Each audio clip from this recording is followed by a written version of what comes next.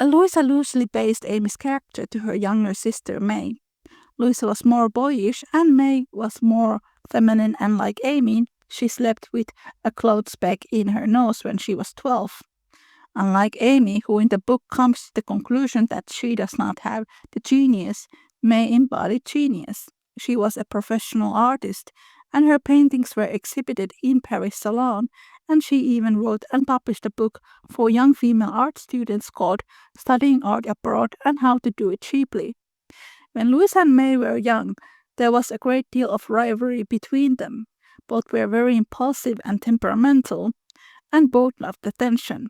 Louisa often called May as the baby of the family, since she was the youngest and often got her way, which annoyed young Louisa. Amy in the novel is shorter than Jo. She has a button nose and heart-shaped face. May and Louisa looked more similar. They were tall and handsome women, with the exception that May was blonde and a lot more feminine. Louisa had dark brown hair, grey eyes.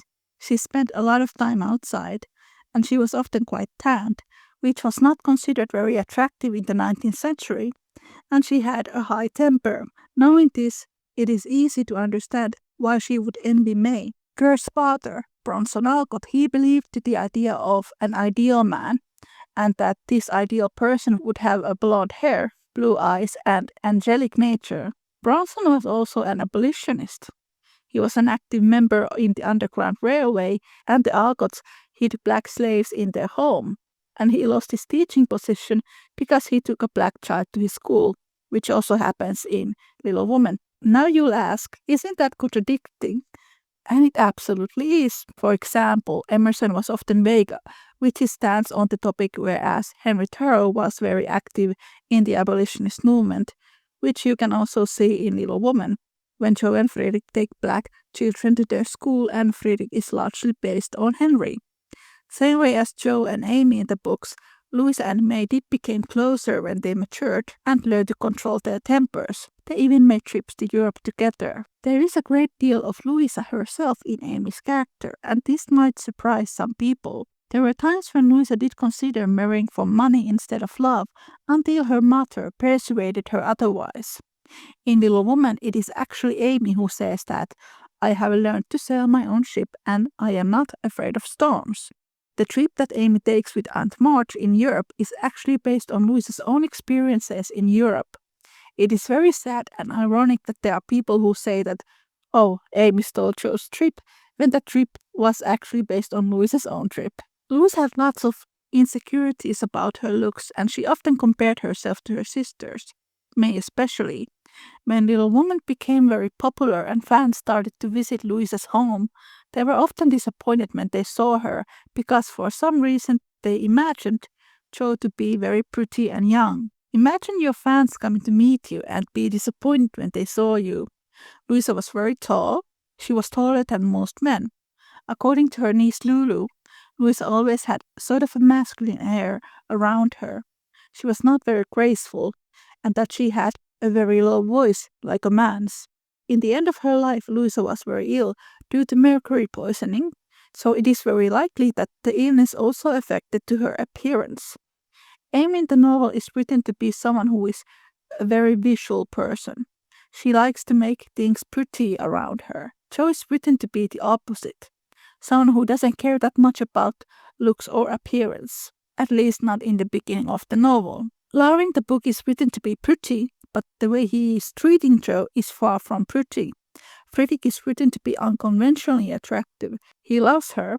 Henry Thoreau, in fact, he occasionally criticized very feminine ladies, but lots of Henry's critical views were created by consumerism and his critical thinking about capitalism. What he really was criticizing was women who spent a lot of time and money for their appearance.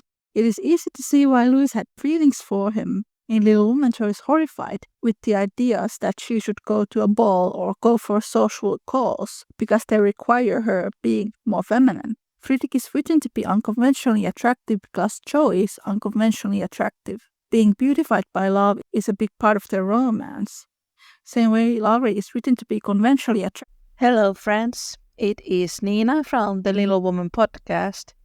Just to let you all know that The Little Woman podcast episode transcripts are now available as books. You can find them as paperbacks and ebooks.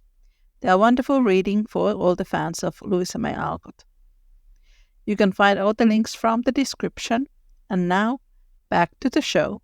Attractive because that way he appeals to Amy's sense of beauty. What often happens in Little Woman films is that the filmmakers gush how pretty Laurie is, and then they explain Joe rejecting Laurie by saying that Joe must be gay or ace because it is so difficult for them to understand that Louisa May Alcott or Joe in the novel was not somebody who cared that much about the conventionally good-looking guys. The entire promotion of the 2019 film was based on that.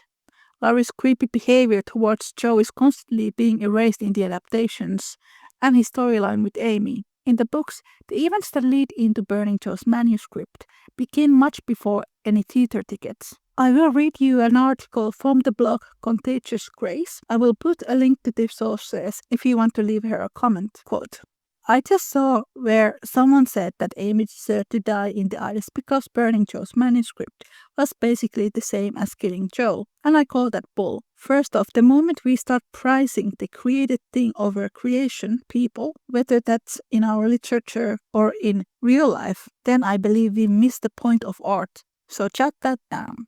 Second, Bronson Alcott, Louisa's father, had this belief that people could be perfect, that you were born a blank state and with careful correction and guidance you could stay that way. His first daughter supported that theory. She was compliant and thoughtful and quiet and sweet. Theory proven. Also, he thought, when Louisa came along, she was wild and rebellious and utterly imperfect. From the start, shattering his theory, he adjusted. He came to believe that if you just work hard enough and diligently enough, you can perfect yourself. This was the kind of moral philosophy Louisa grew up with. Personally, I see it as insufficient and utterly imperfect, but it has some merits, truths wrapped up in it. The primary one being that, one, people can change for the better. The start of Little Woman, the book includes Mommy gifting each of her daughters with a copy of Pilgrim's Process, an allegorical tale about all the obstacles and temptations and struggles that a man passes through in life in the pursuit of God. And Mommy challenges her girls to pick up their burdens and embark on their own journeys.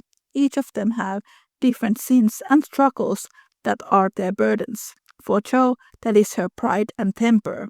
For Amy, it's her pride and envy. In this situation, Amy burning the manuscript and Joe letting Amy fall through the ice, both of their greatest sins are on full display, and both see the very real potential consequences of their sins. Amy doesn't lose her sister's love because she falls through the ice, and Joe gets a chance to realize that her anger and unwillingness to forgive could have caused not just her relationship with her sister, but her sister altogether. They literally and figuratively survive it all. They get grace, and in that grace they grow. Consequences of bad choices have to be experienced, seen in some way to generate growth. This is true both in life and in storytelling. And in this way, Alcott illustrates the two ideas at the core of her thesis. People can grow and be better, but they can only become the best versions of themselves. The ideal woman is not just a quiet woman who stays home and cares for her children and sews her family's clothes. Nor is the ideal woman a writer who supports her family through her talent.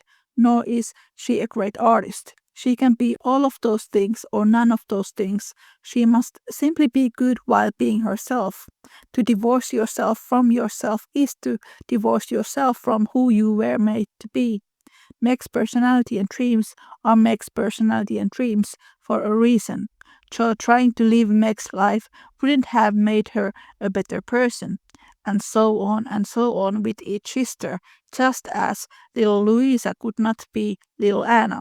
All four women grow to become the people they were meant to be, and while doing that, they also become better morally. Joe's stubbornness and anger and pride transforms her into a determined, loving and sacrificial woman who has honed her talents for the good of others as much as, if not more than herself.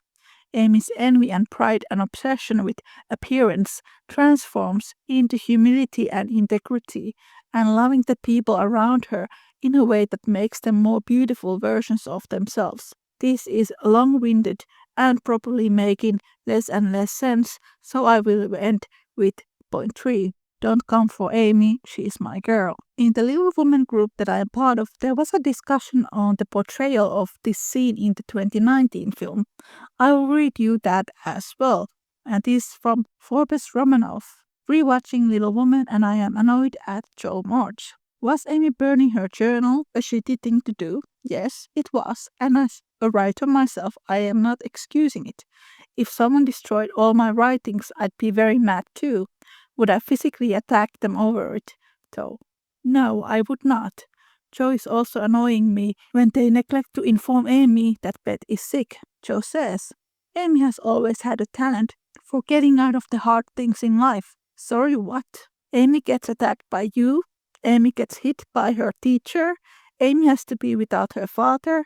Amy gets sent away from her family when Beth is first sick. Amy nearly drowns.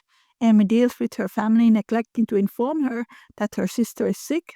How is that Amy getting out of the hard things in life? How is it Amy's fault for not being told that her sister is sick? Not to mention, Amy also had to miss her sister's funeral because no one had informed or prepared her beforehand that Beth was sick. Also, Joe saw Amy coming to the ice skate with her, and Laurie and neglected to warn her about the very thing that led her to nearly drown. We saw Laurie warn Joe. This was answered by my friend Christina, who runs the best Little Woman blog in the world, which is under the umbrella in Tumblr. In regards to Joe attacking Amy, Joe was notorious for having a terrible temper, and the event on the ice rink is what made Jo realize her mistake in overreacting and not controlling herself. The fact that her sister nearly died because of her made Jo want to become a better person and learn how to better communicate with people. This is probably why it felt like Jo was such a terrible person throughout the movie, because the lesson didn't stick. The way Jo treated Amy after the ice skating incident was one of my biggest complaints with the movie. Nowhere in the book did Jo continue to harbor harsh feelings towards Amy or ever felt that Amy got out of things. If anything, Jo was more disappointed in herself for not being what Aunt March wanted in a companion, was happy for Amy and Laurie being married because she knew they were perfect for each other. It constantly felt as though Gerwig was pitting Jo and Amy against each other for no other reason than to make you want to like Jo more, but the characterization of Jo in the movie is just god-awful. I'm not sure what Gerwig was trying to achieve with adding unnecessary conflict between these two instead of showing their character growth within themselves and in their relationship with each other. I've heard a couple people saying that Louisa somehow made 180-degree turn with Amy's character when she started to write Little Woman Part 2. I disagree with this because in the first part of the novel, Jo's flaws are very much out there and her temper is very much out there. In Part 2, when sisters actually start to get more close with one another, this is a natural part of life and also something that happened in reality. Louisa and May did grow closer as they matured and they started to understand each other better. Amy's behavior as a child was childish because she was a child. Jo's behavior is also childish because she is constantly making fun of Amy because she is so girly, and Amy makes fun of Jo because she is so boyish. Only adaptation which shows arguments from both sides, and not just Amy making fun of Jo, is the modern Little Woman adaptation from 2018.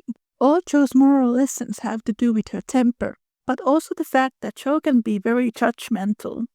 All Amy's lessons are about her vanity and popularity. In the beginning, Amy's desire to become a lady is a way for her to get out of poverty. But as she grows, it becomes a tool for self-improvement, and thanks to that, Amy begins to control her temper beautifully. In an interview, Gillian Armstrong, who directed the 1994 film, said that there should always be 2 actresses to play Amy. There are over 20 adaptations of Little Woman and only 2 versions where child Amy has been played by a child actress. In most Little Woman adaptations, 12-year-old Amy has been played by an adult woman. For some time now there has been a theory going on that Amy did have a crush on Laurie already as a child. I tried to read the book this way and I think it does work. It is an interpretation, but it does give a deeper context. Why did Amy burn Joe's manuscript? Because a 12-year-old does not necessarily know how to handle their feelings in a mature way, especially if they have a crush to their big sister's best friend. The 1994 film does have a sweet scene with young Amy and Laurie in the carriage together and a promise of a kiss. I have heard some people complain that Amy's and Laurie's relationship is creepy in the 1994 film. Maybe this comes from the people who remember Laurie transitioning from a teen to an adult in the film. But Christian Bale was 19 when he played Laurie. 2019 film, on the other hand, has been criticized that Timothée Chalamet does not go through the transition, so he never looks as an adult in the movie. And if I remember right, he was 24 during the filming. 2018 and 2019 films go with this idea that Amy already had a crush on Laurie as a child. Kirsten Dunst has later revealed that when she played Amy in the 1994 film, she had a big crush on Christian Bale. Art imitates life. Amy has been given a stamp of a social climber, but she isn't one. And for some reason that I don't understand, this scene from a Little Woman book is not in the adaptations. I may be mercenary, but I hate poverty and don't mean to bear it a minute longer than I can help. One of us must marry well. Meg didn't, Joe won't, Beth can't yet. So I shall, and make everything okay all around. So the reason why Amy wants to marry rich is so she can take care of her family. Amy grows up in an environment where there isn't a great deal of options for women. She believes that marrying well, she could uplift her family away from poverty, even if it would mean that she herself would not be the happiest person. Jo in the first book is a walking contradiction. She wants to be equal to men, which is what gender equality and feminism is all about. She is also constantly making fun of her feminine sisters, which is inherently anti-feminist. She makes fun of Meg because she wants to fit into the circles of Sally Moffat and other young ladies. She constantly mocks Amy when she uses fancy words and her desire to become a lady. A great deal of hatred that Amy receives has been caused by the fact that Amy likes to be a girl. It is hate towards the feminine. Her movie and TV portrayals are rarely flattering. In the 1933 film and in the 1949 film, Amy is first introduced standing in the middle of the classroom holding a sign which says, "I should be ashamed of myself." In the book, Amy is introduced together with her sisters before Christmas when father is at the war. Introduction is sweet and does not make a mockery of her or anyone else. Jo and Amy are perfect mirrors of each other. Many ideas about the masculine that Jo used to cherish and admire were quite harmful. Amy's early ideas about the feminine were not very realistic either. She connected femininity to very shallow things like being popular and the shape of her nose. Amy's desire to become a lady was never fully supported in her immediate family, and Jo especially was making fun of it. When Beth became ill and Amy went to live with Aunt March, Aunt gave her the structure to become what she wanted. When Amy starts to approach becoming a lady in terms of self-improvement, largely thanks to Esther and Aunt March, in the process, she learns to control her temper and becomes a kinder person. Because Amy's femininity has been so heavily demonized, we never see her growth process in any adaptations. Take Little Woman 2019. We see Amy taking Laurie's advice, but we do not see Laurie's whole growth process being positively influenced by Amy and encouraging him to actually becoming a productive member of society and go to work for his grandfather, which is what happens in the novel. In the chapter calls, Amy and Jo go for a series of social calls, which were part of women's role of the time. Jo despises these calls like she despises most of the female labor of the time. Jo tries to avoid speaking with the ladies, and more than once she runs out to play with the boys. Amy loves Jo, but she is hurt because Jo is making fun of something that is important to her. Jo doesn't take any of these calls seriously, and her own insecurities also bring out her temper. When they go to visit Aunt March and Aunt Carol, Jo dismisses them and puts herself above them. At the same time, Aunt Carol is wondering which girl gets to go to Europe, and Amy makes a better impression. Calls has never been adapted into movies, probably because it shows Jo in a bad light. Yet it would be important to adapt it because it does not only show how much Amy has matured, but also how the conversations between Jo and Amy are more respectful, even if they would disagree. The 1994 film does not have any scenes from the calls, and the viewer doesn't get any explanation why Jo was not chosen. 1994 film also frames it to happen right after Jo has rejected Laurie's proposal, which in the book happens much later on. In the novel, Jo is very mad and jealous to Amy when she hears that she has not been chosen. She is way more mad at herself, but she doesn't want to admit it. This also parallels Jo's and Laurie's tempers because neither one of them like to admit if their own actions hurt other people and rather put the blame on someone else. In the 2019 film, we once again do not see Jo putting herself above the ads and losing the trip to Europe. Instead, we only see Meryl Streep telling Jo that she is not coming. Film also tries to pinpoint Jo's and Aunt March's similarities by pointing out Aunt March as a happy spinster who only cares about money, when in the novel Aunt March is a widow and sad and unhappy because she had lost her child and her husband who she dearly loved. In the book, Amy feels terrible for getting something that Jo so badly wanted, and Jo did not want to show her own disappointment but to be supportive, which is a proof of sisterly love. Amy matured a great deal when she was in Europe. She became more graceful and more serious. Amy also loved Aunt March more than anyone else in the family and truly enjoyed the company of her aunt. There are lots of things I could say about Jo losing her trip to Europe and people blaming that on Amy. Once again, that entire narrative is entirely constructed by the filmmakers. Amy's portrayal was better in Greta Gerwig's film, but even that one has received lots of criticism for portraying young Amy as an immature brat because an adult woman should not play a 12-year-old. In an earlier script of Greta Gerwig's film, after Jo found out about Amy's and Laurie's engagement, she wanted to punch Amy. This diverges too much from the novel. Even when the writers say they want to do a good job with Laurie and Amy, they can't seem to escape their Jo and Laurie obsession. Book Jo never likes Laurie romantically. This triangle is repeated in all adaptations because we don't see Laurie's character arc. We fail to understand why Jo rejects him.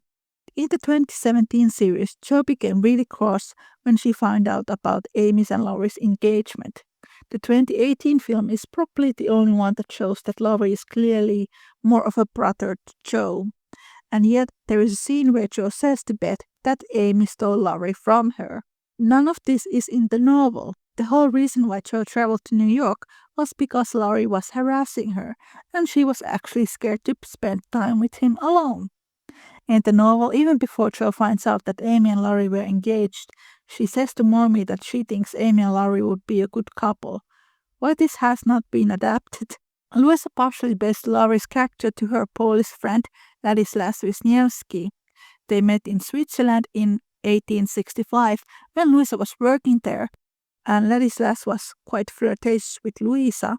So he was 21 at the time and Louisa was about 32. A year later, May Alcott lived in Paris at the same time with Ladislas.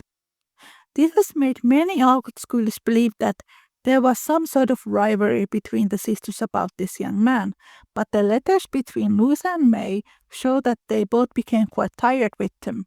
They call him boring and say that he does not take his life or work very seriously. Julian Hawthorne was the next-door neighbor of the Alcotts. It seems that he had a crush on May, but May was 6 years older than Julian, so she probably did not feel the same about him. After the publication of Little Woman, Julian apparently spread a rumor that he had been the model for Laurie. However, this is not something that Louisa ever confirmed.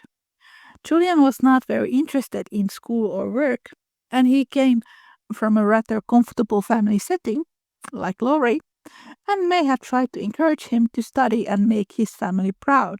Alf Whitman was one of the real-life Lauries as well, and friend of the Alcott sisters. Alf was 5 years younger than Louisa, but only 2 years younger than May. Alf and May were very close, and when May moved to Europe, they continued writing letters to one another. But when Alf was younger, and the sisters connected with him through their theater hobby, young Alf was drifting and quite lost with his future plans, and both May and Louisa tried to encourage him to study and become more productive, which is also something that happens in Little Woman. And Alf being Laurie's model is something that Louisa has confirmed. In the novel, Laurie is not a prize that the two sisters are fighting over. In the novel, both Amy and Joe are frustrated that he is wasting his life away. He only goes to school to please his grandfather, and he does not want to work. There is literally a chapter in the novel called Lazy Lawrence. Both Amy and Joe are working class girls, and Laurie is rich.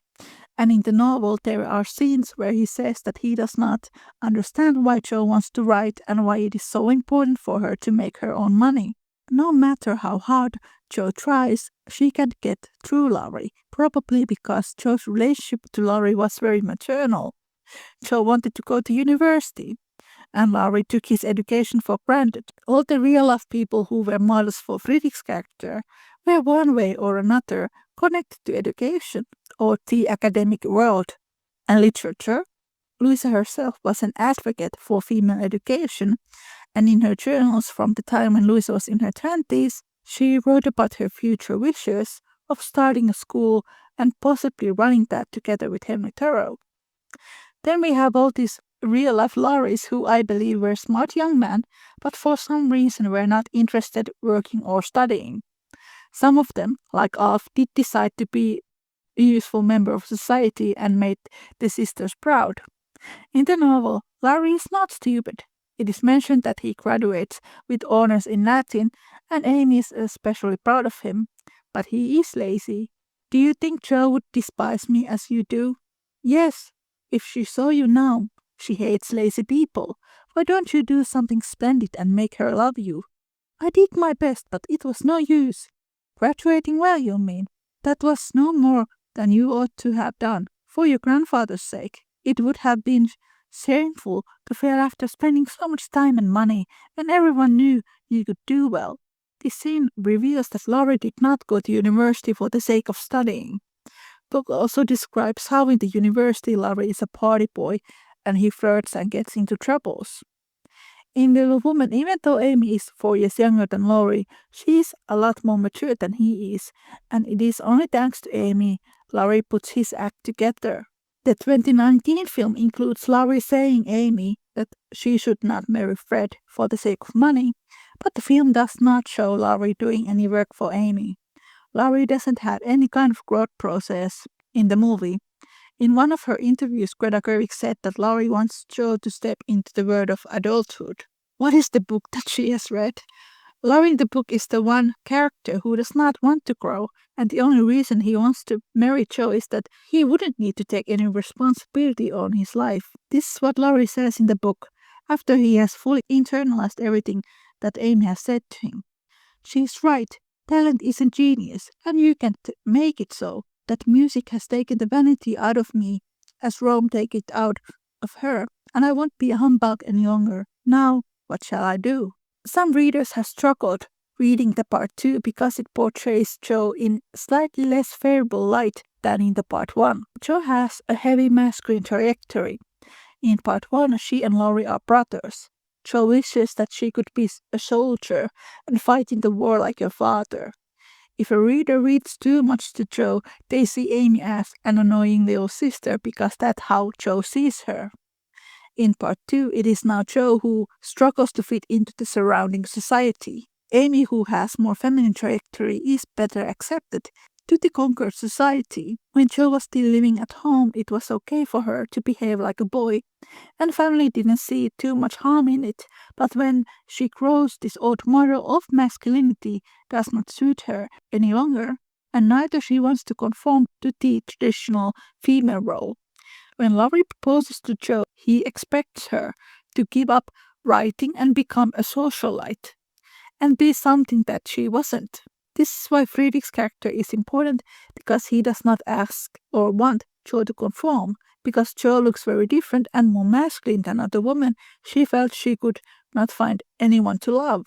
If I quote my podcaster pal Emily, Little Woman as a book was also written to offer hope to those who feel that they are never going to find love or are not worth of loving. Amy sees the value of the feminine work, good societal status, and all the wonderful things that prosper when you know how to make the best of it. Losing the trip to Europe became the first step in the terms of Jo's feminist awakening. Jo realizes that her temper is out of control and the ideas of masculinity that she has been admiring are not working. In the first part of the novel, Jo had difficulties to identify with Meg's pain when Laurie forged letters in the name of his tutor. In the beginning of the second book, when Jo becomes the target of Laurie's unwanted attention, it is now that she begins to understand what it feels like when someone does not respect your boundaries. This is repeated in the fourth book, Jo's Boys, when Jo is in her 50s and on a full feminist mode. She's got some of the young male students who treat girls like objects.